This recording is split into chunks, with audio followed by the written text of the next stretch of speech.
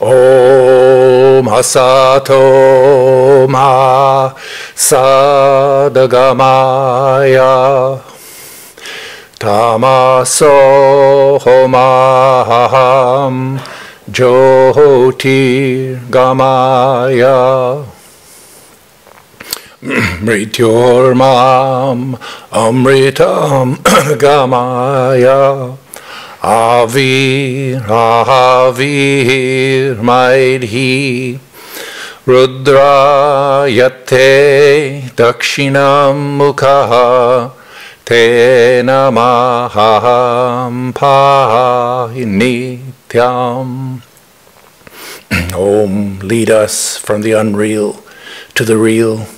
Lead us from darkness unto light.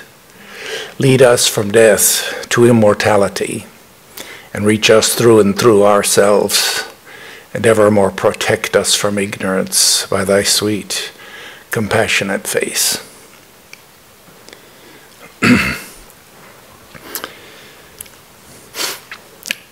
My subject this morning is, what is enlightenment?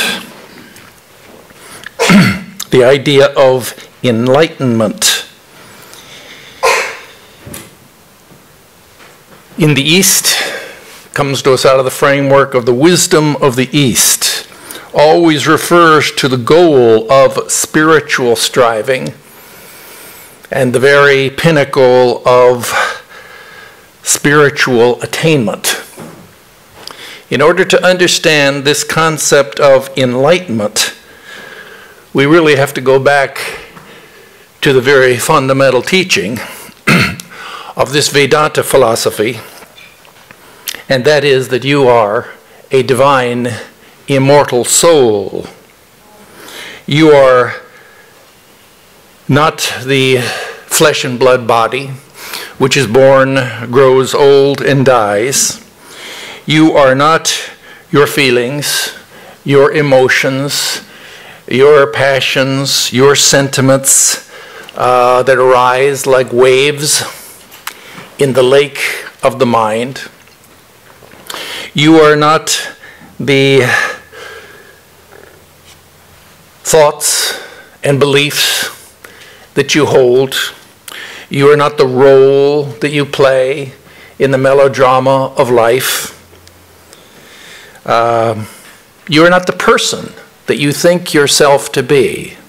The person is just what the Greeks called the persona. It's like a megaphonic mask that you wear in order to relate to the external world.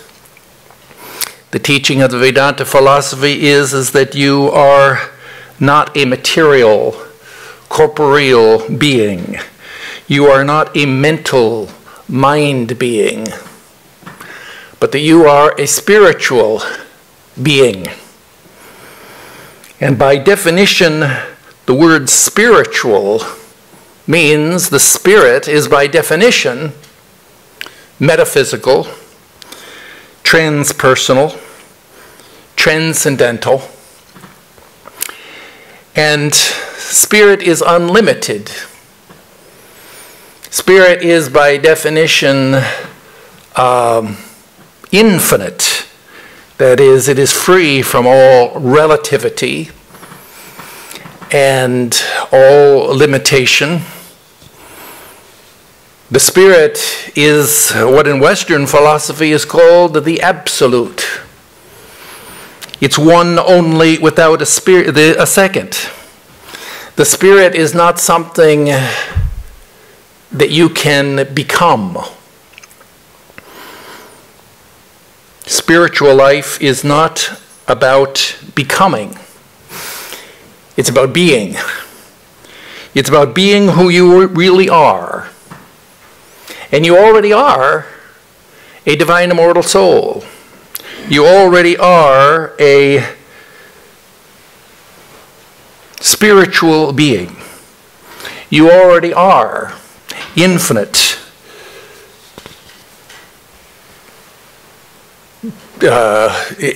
You already are perfect. Because you are infinite, you contain everything within yourself. There's nothing, your true self, that is the Atman, is defined as one only without a second. There's nothing outside of itself. It's beyond relativity. It's absolute. It contains within itself everything, and therefore, for that reason, your natural state is to be completely fulfilled, satisfied, happy, joyful. There's nothing wanting within you. There's nothing needful. There's nothing, you have no limitation. Your joy is infinite. Yo vaibhuma tatsukam nalpe sukamastihi. We can never find happiness and joy in anything which is limited. That's why we always seek the truth of our true nature, which is to be infinite. So this is the teaching of the Vedanta philosophy, the nature of the self, the nature of our true self. Sanskrit word is the Atman, that is your true self. Now when we hear this teaching, that you are a divine immortal soul, we have a natural affirmative intuitional response. Sounds good. But we know too that we hear that we are infinite, immortal, eternal, omniscient, omnipotent, but we don't feel that way. In fact, we often feel as if we are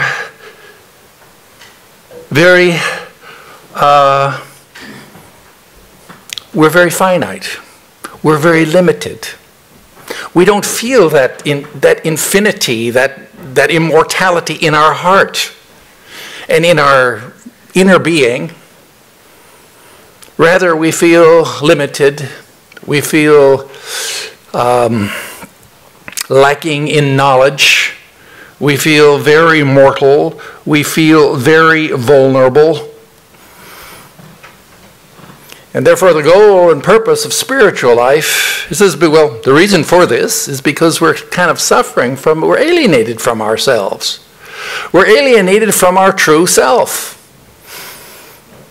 We're suffering from a sort of metaphysical amnesia, and therefore the purpose of spiritual life is to regain our lost memory of who we really are, to re-identify with our true self, and to begin to feel within our heart, and to begin to experience the truth and reality of ourself. This experience is what is called enlightenment.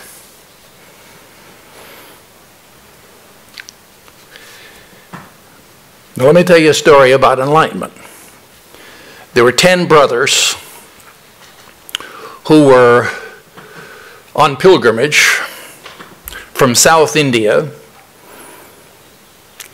and they were journeying towards the sacred tirthas in the north. And they traveled over hill and dale until they came to the river Narmada. And there that river, they found, was in full flood.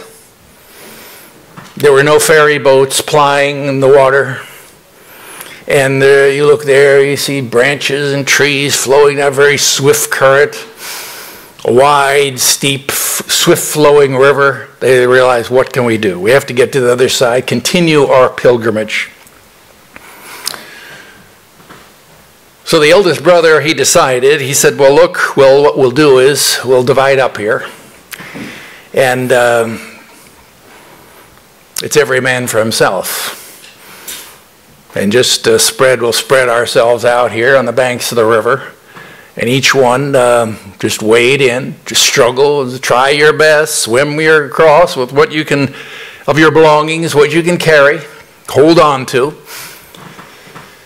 And then when you reach to the other side, we'll all gather together and see that we've all crossed safely. So with that agreement, one by one they spread out, and one by one they waded into that swift flowing river, struggled and strived, were carried downstream and holding on to their belongings. One by one they managed to swim across the river, climb up on the banks, and listened there. They heard their calling. Their elder brother had calling to them. And so one by one, they began to make their way towards the call of the eldest brother, who had also reached the other side. And when they had gathered together, the eldest began to, let's make sure that we're all here. And so he began to count. He said, 1, 2, 3, 4, 5, 6, 7, 8, 9. 9? But we were 10. We were 10 brothers, now we're 9. That means one of us must have been lost in that swift-flowing river. What a terror. Wow, that's terrible. What a catastrophe. And it just impacted all the brothers. The eldest brother himself was just devastated. And he fell into a deep depression. He began to grieve. And at that time, it so happened that there was a wise man who was traveling by that way. And he'd observed the brothers there, and they're gathering together, and they're counting. And so he stopped, and he went over to the group, and he said, yes. He said, well, what seems to be the problem here? And the eldest brother said, well, you say we were 10. And now we crossed over that river. One of us was lost. We're only 9. Is that so? Said the wise man. He looked around. He said, well, why don't you count again? And the eldest brother said, well, we counted. All right. 1, 2, 3, 4, 5, 6, 7, 8, 9. And then the wise man came over, tapped him on the chest, and said, and thou art the 10th. Yeah, and the eldest brother, he looked at, yeah, I forgot to count myself. And the other brothers looked at, yeah, what a foolish mistake. How silly. And said all of their grief, their suffering, disappeared, vanished. They began to smile. They began to laugh. What a silly mistake.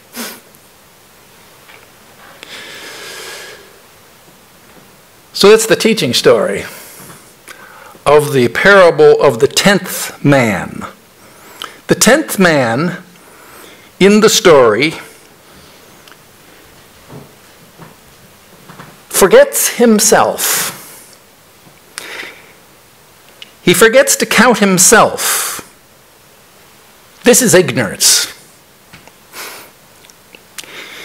He is grieved and he cries because he thinks that one of the 10 brothers has been lost.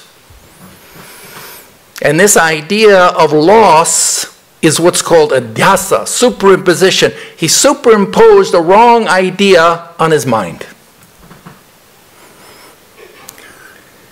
When he is told by a competent person, that is by the wise man, when he is told that the 10th man is not dead, and that the fact that there may be a mistake, now he has indirect knowledge.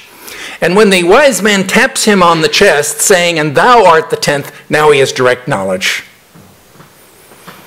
And as a result of that direct knowledge, that is, he's recalled himself,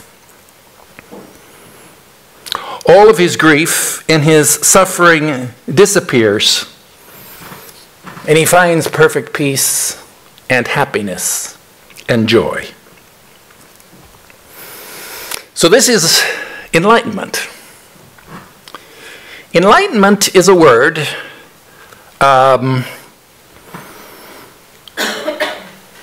enlightenment is all about light.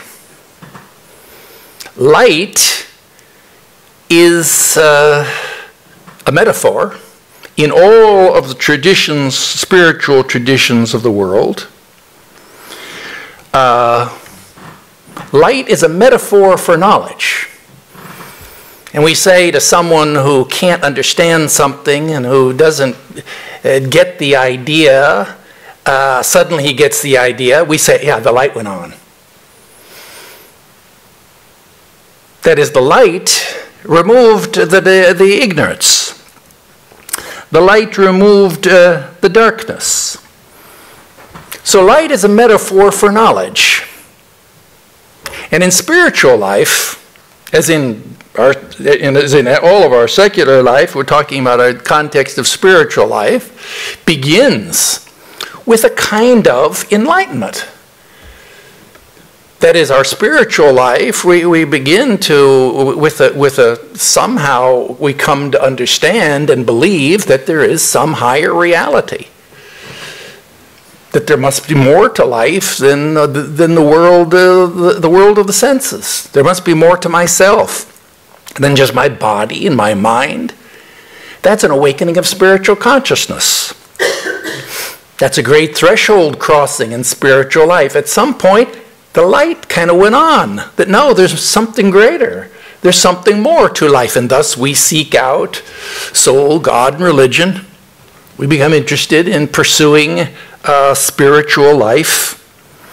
And certainly when we discover the course of our journey, we may be, when we discover a philosophy, like the Vedanta philosophy, which will enlighten us and answer a lot of our questions and give us some direction and purpose and guidance. That's a kind also of a mini enlightenment. It's an enlightenment experience. A lot of our confusion, of our darkness is lost. And certainly in the course of spiritual life, many lights will go on. That is, we will have, we're going to have, as we begin to meditate and do introspection and spiritual practice, we'll naturally have insights, we'll have intuitions, we'll have epiphanies. It's natural that we will come to see the light of many things that we didn't understand. We'll come to have, maybe to have visions of light gods and goddesses, come to begin to feel the light of consciousness becoming more manifest within us. These are all kind of enlightenments, kind of mini enlightenments along the way. But when in the Indian philosophy, when they speak about enlightenment, we're really not talking about those satori states, that is, which occur along the way, but we're talking here about enlightenment with a capital E. And by that enlightenment, what we mean is knowledge of the Atman, knowing your true self. This knowledge of the Atman, it is called, this is what is enlightenment. Enlightenment means self-knowledge. True self-knowledge. Self-realization. Realizing your true self. Remember, the real and the apparent man, not the persona, not the flesh and blood body, but the real man which is transcends the apparent man. This idea of knowledge, of self-knowledge in particular, is a very important, that is, it is a major fundamental theme of the Vedanta philosophy. In traditional Vedanta philosophy, it is the only theme. That is, it's the focus of our spiritual practice, is to attain right knowledge. And the idea of the old traditional teaching of the Vedanta philosophy is that your basic problem is not that you're not the self, you're already the self, but you lack knowledge. You don't know yourself. Therefore, you're under the veil of avidya, that is ignorance. Your project is not to become yourself, but to remove ignorance. Now, how do you remove ignorance? Well, ignorance is just darkness. And the only way that you can remove darkness is by light. If you were to go into a very dark room and you can't see anything and you're stumbling around and you have a problem, it's very dark in here. What can I do? And so maybe you just sit down and you begin to pray to God. Oh, dear God, please help. It's like you open your eyes, it's still dark. Can't see what's going on. Maybe you begin to meditate on your inner true self. You close your eyes again. You begin to meditate on the inner light. You open your eyes, no light. You begin to, what can I do? Other people are stumbling around in here. Maybe help them to their seats. Help to make the world a better place to live. Arrange the chairs in the dark room. You're still stumbling around. You still haven't solved the basic problem. No matter how much good you happen to do in that dark room, you still haven't solved the problem. The problem is the darkness, and the only way that you can remove darkness is by turning on the light. And that's the light of self-knowledge. That is knowledge. You have to have knowledge of your true self. Now, this is the theme of the ancient teachings of the Upanishads. And of course, the teaching there is that there are two kinds of knowledge. Shaunaka, the disciple, he approached Ungiras, and he was in search of knowledge. And he was a vastly learned disciple. And he came to his teacher, and he said, "Sir, I've spent my life in studies. I know the Rig Veda, Yajur Veda, Sama Veda, Tarva, Shiksha, Kalpo, Vyakaranam, Niruktam, Jando, Jyotisha. These are all the different kinds of domains of knowledge in ancient time. He'd studied all that. He knew everything. He said, why, they say that knowledge removes ignorance. He says, but I'm still unhappy. I still don't have the joy within my heart. I have so much knowledge. And then the teacher, Angiras, instructs him in the Mundaka Upanishad, saying, well, you see, there's two kinds of knowledge. There is the lower knowledge, and there is the higher knowledge. There's the lower knowledge, and there is the higher knowledge. And as students of the Vedanta philosophy, you're going to find, as serious students, you're going to find that in your pursuit of clarifying your belief system, that this word, English word, what we call knowledge, that there's some systematic ambiguity in what do we mean by knowledge? Do we mean Vishaya Jnana? Sanskrit word here is Jnana. Even in Sanskrit, the word is ambiguous because we have Vishaya Jnana, knowledge of objects.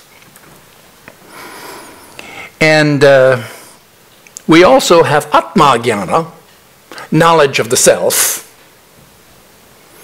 So there is the lower knowledge, and there is the higher knowledge. The lower knowledge, which we could call in data, information, knowledge. You know, there's a progression there. Data, information. You organize the information. Now you have knowledge. You have organized information. That's what we call knowledge. But they're not talking here. That's the lower. That's what in Ungiras says. That's the lower knowledge. The higher knowledge is one step beyond. That would be called wisdom. So maybe we could make a distinction in our understanding of what they mean by knowledge, to use the English words here. And by the way, this is also, the same ambiguity holds in Sanskrit. Don't think that that there's any kind of hidden Sanskrit words that resolve this ambiguity. Not at all.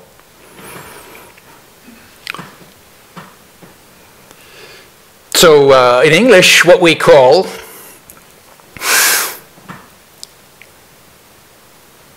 That's part of our problem in understanding Vedanta philosophy, by the way, is that for every one Sanskrit word, there may be 10 English words. And therefore we say, well, what do you mean? Because we got a list of 10 things. You mean? They only have one word. Well, they said, jnana, jnana. Well, we say, do you mean jnana? Do you mean this? Do you mean this? We get down the list. So therefore we have to sort out, as English speakers, we have to sort out in what sense. See, this idea of a dictionary, I mean, like the Oxford English Dictionary that's organized with a progression of senses, that etymology as it's evolved from one of these, it's a totally modern production. So we have to, there we understand here, maybe it would be helpful to get back to our point. Helpful first to understand what is enlightenment. By enlightenment, what do we mean? We mean self-knowledge. In order to understand that, maybe it's helpful to make a distinction in English between knowledge and, as commonly understood, and realization. Knowledge and realization. And see, when these yogis talk about knowing something, say that you want to know, you look up in ancient time, the yogis, you want to know what's the sun. Say that we want to know the sun. Well, you obviously, you go to a university and you study astronomy and you get in a telescope and you read about the sun and you take courses on the sun. You'll get all the information about the sun. But for the yogis, that's not what they mean. They say that to know something is direct experiential knowledge. In order to know the sun, you have to be the sun. Therefore, the only way that you can really know the essence of the sun is to meditate on the sun and to become the sun. That's their thought. So, knowledge and realization. Let me give you an example. Sri Ramakrishna in the Gospel speaks about two men who one day they went into an orchard, mango orchard. Now here it's the peak of the mango season. All the mangoes are ripe and fragrant on the trees. One of the men, and he gets into that orchard, he looks around, he sees all of those trees of mangoes, and he gets very excited. He reaches into his pocket and he pulls out a calculator. And he's a businessman, you see. He sells mangoes and fruits in the market. He looks at all those mangoes. He starts calculating. This tree, how many mangoes on this tree, putting it all into his calculator, and figuring out what profit he will make when he was able to harvest all of these mangoes. Meanwhile, his friend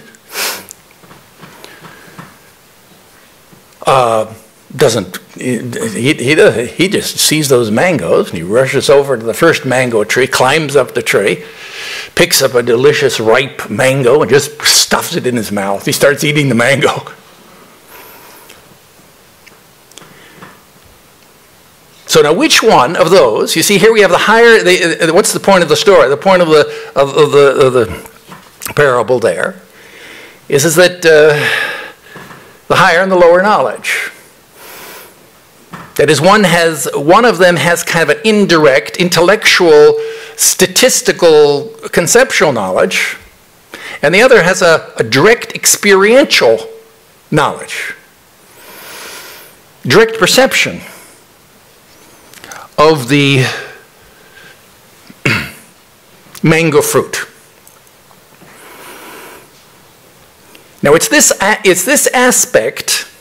Now remember, every analogy is eka deshika. That means it doesn't rest on all 4 feet. There's only one thing about it that's analogous. All the other stuff in the story is not analogous. So the point about this story is that this is direct, immediate perception of the object, of the thing to be known. He's eating the mangoes. And so self-knowledge, see, they're trying to understand, what do we mean by self-knowledge? By self-knowledge, here I mean then something which is immediate and direct knowing. not indirect knowing about, but knowing directly. In Sanskrit, it's called aparokshanubhuti, which just means direct perception. Now, in the philosophy of mind, when they're talking about artificial intelligence, they give another example that may help us to understand what we mean here by knowing. What do we mean by knowing ourself? See, the question here is a deeper question, which is now on the cutting edge of philosophy of mind, which is what is consciousness, really? Our self is what? Our consciousness. What is consciousness? And we can imagine a thought experiment in which there is a great color vision specialist, a color vision scientist. Her name is Mary. And Mary is the world authority on color vision. She has spent her whole life studying everything there is to know about optics and about spectral analysis and about the neurological effects of light. She knows everything. She's the world authority on color vision. But Mary has spent her whole life in a black and white room. Studying all of her knowledge and her information has been read off of a computer, black and white monitor. And that's how she's learned. One day someone comes to her door, opens the door, invites her to leave that room. And when she does so, she walks out the door and she looks up into the sky and she sees the blue sky. She looks at the garden and she sees the red roses. And she knows what red is like. She knows what blue is like. And the question there then arises in the thought experiment is, what did Mary know? She was already the world authority on optic vision. What did she know that was not in the books? The answer there, in philosophy of mind anyhow, is that, well, she knew what it was like to see the red color. She knew what it was like. That is, she had a subjective awareness, which she couldn't learn from that black and white monitor. She had something in addition to all that information, was that immediate, subjective, personal awareness that she got when she opened her eyes and she saw the blue sky and the red color. So she knew what it was like to feel, to be aware of blue and of red. Similarly, it is with us as human beings. We're conscious beings. We have that intuitional self-knowledge. A computer doesn't know what it's like to see red. An AI doesn't know what it's like to see the blue sky. It's only a conscious being that has the direct, intuitive, immediate knowledge. So now we're trying to zero in on what do we mean then by self-knowledge? You see, self-knowledge. You can see the difficulty of what the yogis and the jnanis are trying to do. Because when we talk about knowledge, we're using in our language, we're describing we live in the relative world. We live in the world of the pairs of opposites. We don't live in the absolute. Everything is in our consciousness is part of the pairs of opposites. Therefore, when we talk about knowing, we always talk about triputi. Triputi means like a stick, right? There's a subject, there's the object, and then there's the knowing. So just imagine a stick. You have the one end is the subject, the other end is the object, and in the middle you have the process of knowing. That's what knowledge is. And but in the case of self-knowledge, you have a problem.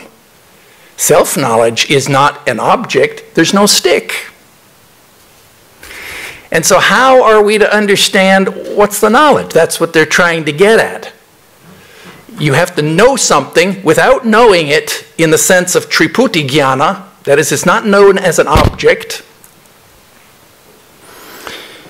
And how do you know it? Well, this is why in philosophy and in metaphysics, we're trying to explain that experience of self-knowledge, enlightenment. Now, we can see a sense object with the eyes of the flesh. We can see the truth of a proposition with the eye of the mind. But to see and to experience the self, we need to have recourse to the eye of the spirit. The eye of the spirit. What does that mean? Okay? Well, the problem here is that the eye can see everything. How do we see things? We see things with the eye. But how can you see the eye? The eye can't see itself. The hand can't grasp itself. The sword can't cut itself. So how can we know? How can we see the eye? Well, see means know. How can we know ourself? Well, the only possible way that we could know ourself would be in reflection. That is, we could get a mirror. The eye couldn't see itself, but maybe the eye could get a mirror and look in the mirror and see a representation of itself. So the purpose here is self-knowledge. This self-knowledge is the oh my God! You see, we're getting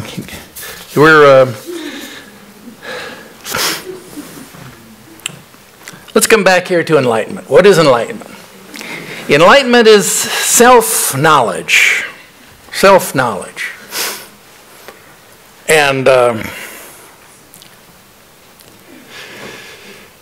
still some confusion, right? Okay. This is offering food for thought. That's the question. Huge philosophical questions. So, that's the question. But now we've defined at least self-knowledge is knowledge of yourself. We see that's a problem. How can the eye know itself? You say you can look in a mirror, but we've already said it's direct perception, not indirect perception. So there's some confusion. But the point is, let's leave that for a moment. And let's return here to the idea of enlightenment. We began by saying that enlightenment is in Eastern wisdom, and we're talking here about Vedanta philosophy. When I'm talking here about Eastern wisdom here, self-knowledge is the goal and purpose of our life. The 10th man in the story, he realized himself. He realized he'd forgotten himself, and then he recalled, and he had remembrance of his self. And it's this self-remembrance and self-realization that is the goal and purpose of our life. Now, this is the thesis of the wisdom of the East. Now, see, everybody you would meet, everybody, and they've done straw polls going around interviewing people, you know, about the goals of life. Is it important to have a goal? Everyone will admit pretty much that you don't just want to wander around lost in life, that it's important for us to have goals. Pretty much everyone will admit that. But the Vedanta philosophers are making a stronger claim. And that is that not that this is a good goal, but that this is the goal and purpose of our life. They're not saying that this goal, self-knowledge, self-realization, that is enlightenment, it's not that it should be your goal. This is not a teaching, a dogmatic teaching that comes down from on high. The Pope says that you should do this. No, it's not like that. The appeal here is not to authority. The appeal is to your own mind and heart and to your own reason. Because what is it that everybody and everything, every created thing in the universe is struggling to do every moment of every day? They're struggling to be what they really are. This is our natural, this is before you read any books on physics or psychology or anything. As a presupposition of all that, the natural tendency is to struggle to be what it already is. Now, rocks have no problem. Trees, cows have no problem. They are who they are. It's only man. We're kind of in that's a tragedy of human life, that we don't know who we are. We don't know our true self. We're alienated from ourselves. We're forgetful of ourselves. We're in the dark about what we are, and therefore we're in an ongoing identity crisis. We're struggling to be who we really are. But the point here is that the goal is to discover that. That's the goal of our life. And we can never rest content until we realize our true self. And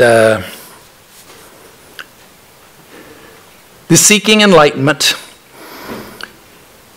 Now, there's some people. Let me give you okay, I still have time. I still have. Yeah. Let me give you an objection to this idea. There are New Age teachers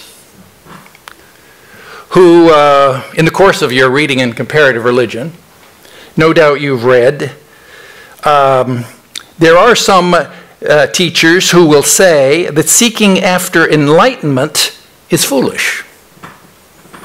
Seeking after enlightenment and self-knowledge is really misguided,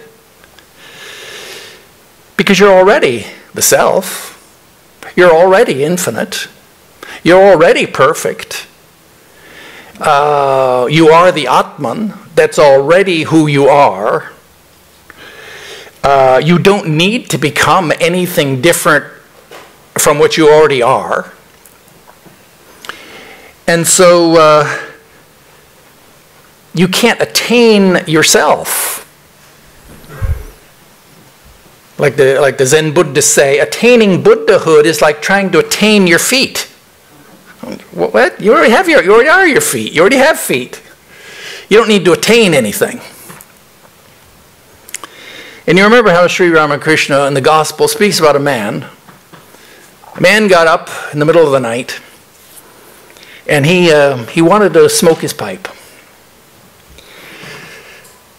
But he didn't have any... he wanted to smoke his pipe. So what he did is, he thought, I've got to get some light, a light for my pipe. So he went downstairs and he took a lantern, a lighted lantern he had. And he went outside, opened the door, went outside, and he walked down the street. Everyone's asleep down the block. He went down one or two houses, knocked on the door. No one answered. Shines his light up there. Hello, hello, no one there. He goes to the next house. Hello, no one answers. Third house he goes, knock, knock. Finally, a window opens upstairs. Yes? Sorry to bother you, says the man, but I have to have smoke. I need to have a light for my pipe. Can you give me a light? And the man upstairs, he looks down. He said, what, you foolish, ridiculous, what a ridiculous, foolish, ridiculous. You have a lighted lantern in your hand. Why didn't you use that? What are you bothering everybody else for? The foolish man, seeking for light when he held a lighted lantern in his hand. So the argument here is among certain Neo-Advaitin teachers that you don't need to seek for enlightenment. But this is a big mistake. Because we have to make a distinction, a conceptual distinction here between knowing and being. Now it's true, you do not have to become the self. You do not have to change and to become anything different than you are. You already are the self. You don't have to become the self. Your problem is not that you're not the self. Your problem is you don't know that you're the self. Your problem is you're not enlightened. You're already the self. You're already infinite. You're already perfect. You're already omniscient, divine, omnipresent, omnipotent. But we don't know it. We don't have that knowledge. That's what we seek. We're not seeking being, we're seeking knowledge. And now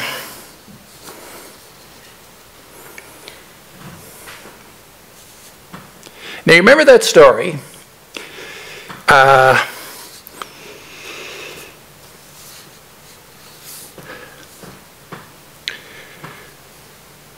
Well, I was going to raise another question here, but I think I'm going to skip over that question. I'm going to continue on. We're seeking here, let me just continue this thought. That we're seeking here knowledge. It's self-knowledge. Enlightenment is what we want. We want to, the goal of our life is not to become the self, not to become the Atman. The goal of our life is to achieve enlightenment. Enlightenment is an event. It's an experience that happens in your mind. Now it may be, you remember back there about the mango, story about the mango. And you remember the guy, one guy, who's doing all this calculating, who's thinking about the mangoes. And the other man who just climbs up the tree and begins to eat the mangoes. And so you may think enlightenment, of course in that metaphor, in that story, the man eating the mangoes is the man who's experiencing directly, that is, he's the enlightened person.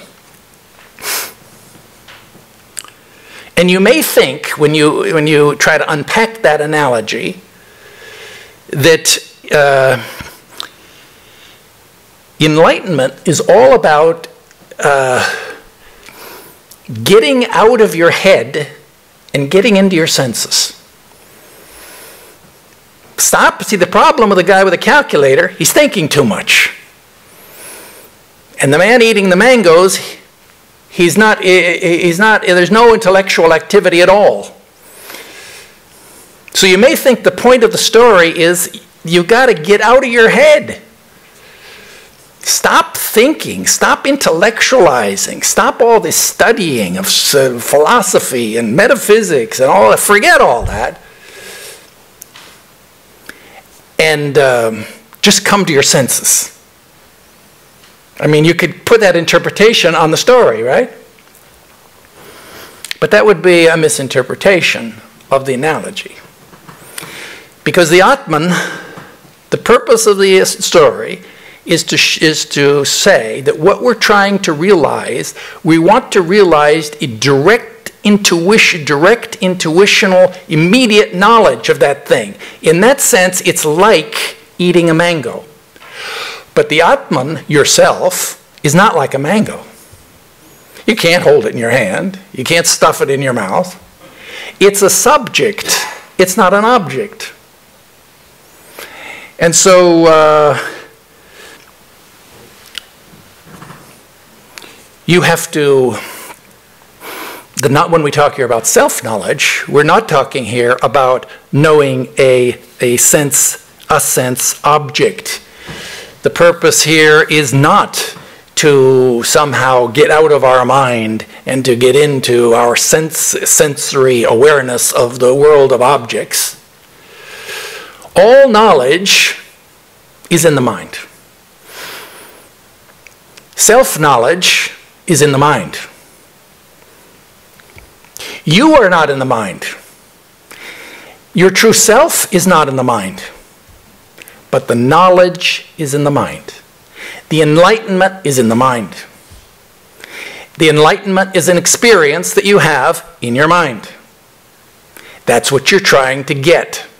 You're trying to change your mind so that your mind will reflect, like a mirror, that which is not a sense object, which is the I, which can't see itself.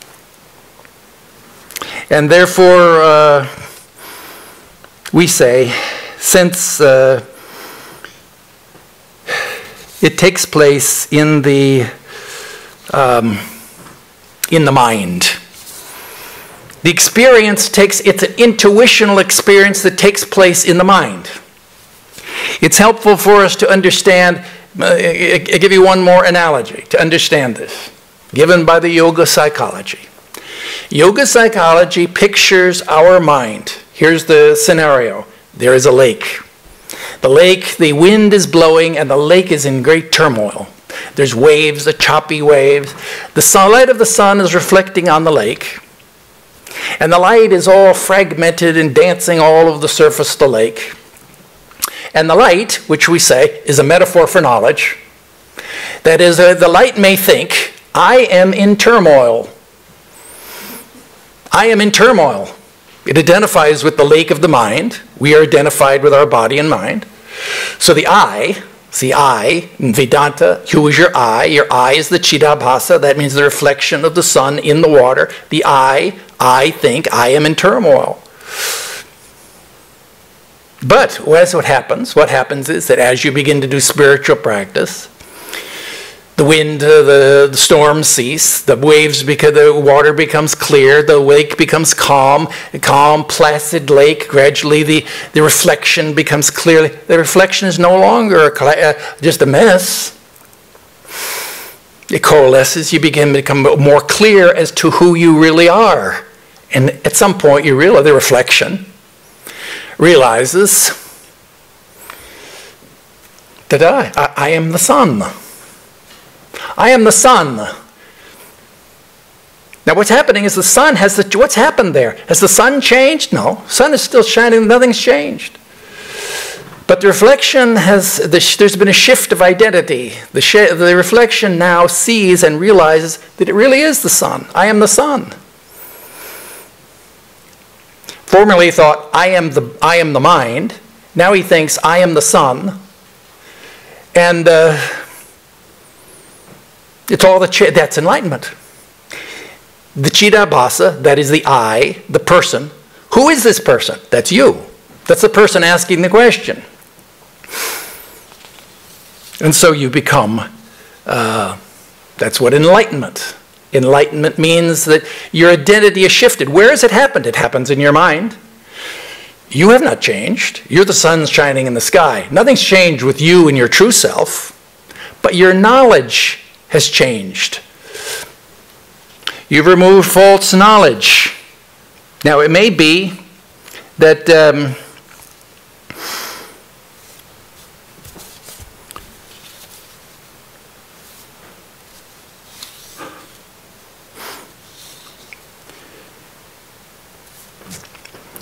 let me close here with the idea. Let's go back to the 10th man.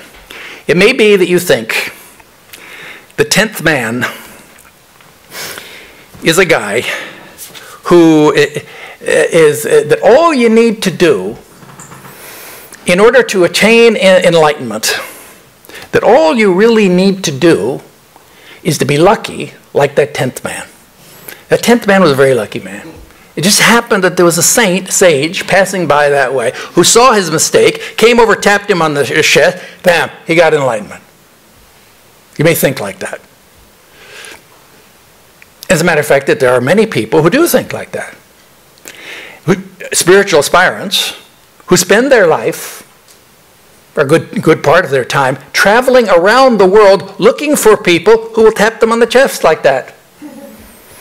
Give them an awakening of spiritual kind. Give them an awakening of self-knowledge.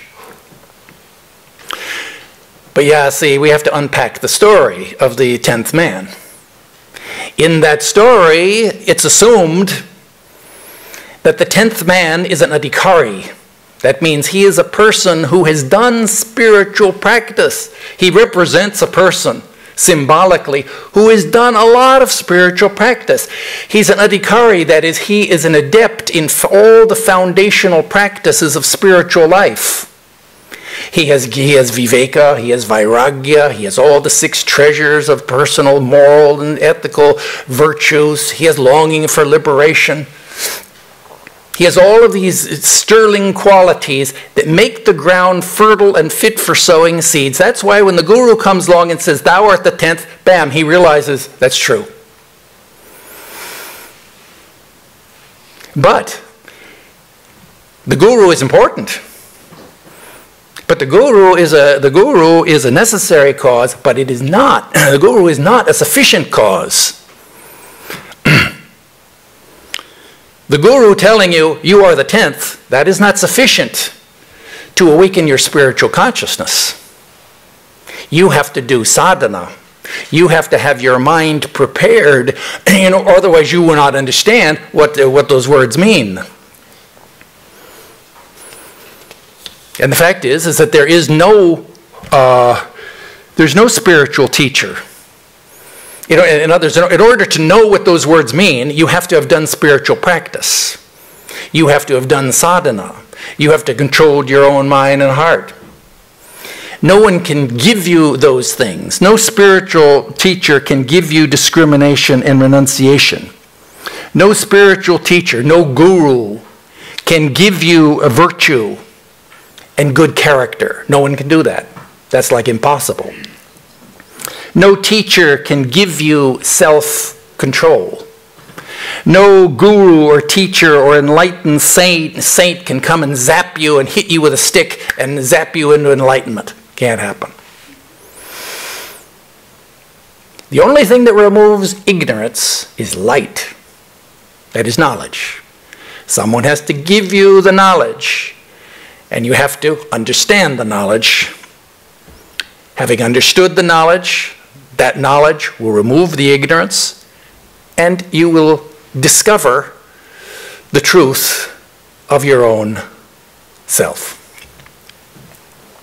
Om Dyo Shanti Antariksha Shanti Prithvi Shanti Apa Shanti Oshadaya Shanti Vanaspataya Shanti Vishwe Deva Shanti Brahma Shanti Saravam Shanti Shantireva Shanti Same Shantiredhi Om Shanti Shanti Shanti. Om, peace is in heaven, peace is on the earth, peace is in the sky and in the waters. The herbs and plants and trees are full of peace. The gods are peaceful. May this eternal universal peace enter our souls and beings. Om, peace, peace, peace be unto us all.